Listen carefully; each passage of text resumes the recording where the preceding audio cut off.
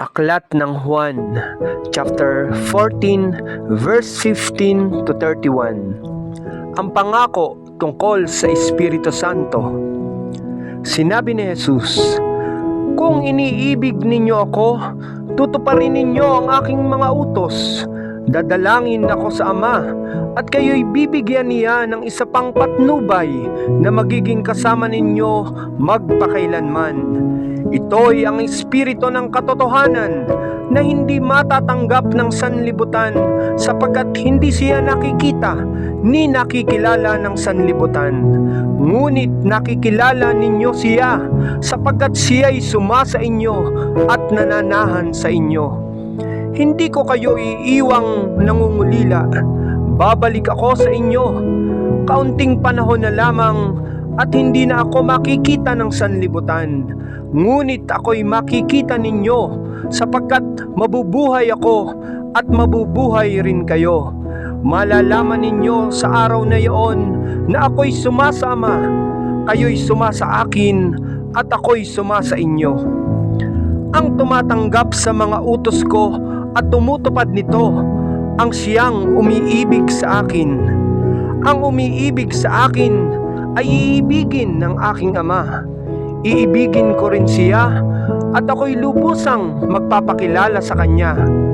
Tinanong siya ni Judas, hindi ang Iscariote, "Panginoon, bakit po sa amin lamang kayo magpapakilala ng lubusan at hindi sa sanlibutan?"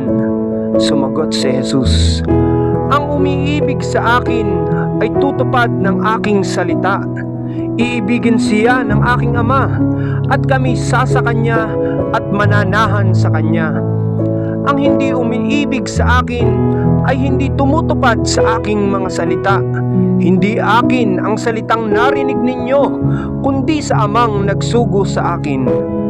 Sinabi ko sa inyo ang mga bagay na ito samantalang kasama pa ninyo ako. Ngunit ang patnubay, ang Espiritu Santo na susuguin ng Ama sa pangalan ko, ang siyang magtuturo sa inyo ng lahat ng bagay at magpapaalala ng lahat ng sinasabi ko sa inyo.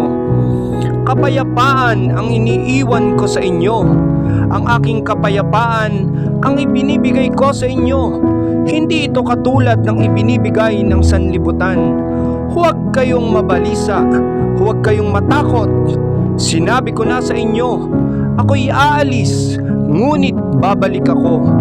Kung iniibig ninyo ako, ikagagalak ninyo ang pagpunta ko sa Ama, sapagkat dakila ang Ama kaysa sa akin. Sinasabi ko na ito sa inyo bago pa mangyari, upang kung mangyari na, kayo'y manalig sa akin. Hindi na ako pakahaba ng pagsasalita sa inyo, sapagkat dumarating na ang pinuno ng sanlibutang ito. Wala siyang kapangyarihan sa akin, subalit dapat makilala ng sanlibutan na iniibig ko ang Ama, at ang ginagawa ko'y ang iniutos niya sa akin. Tumindig kayo, tayo na. Amen.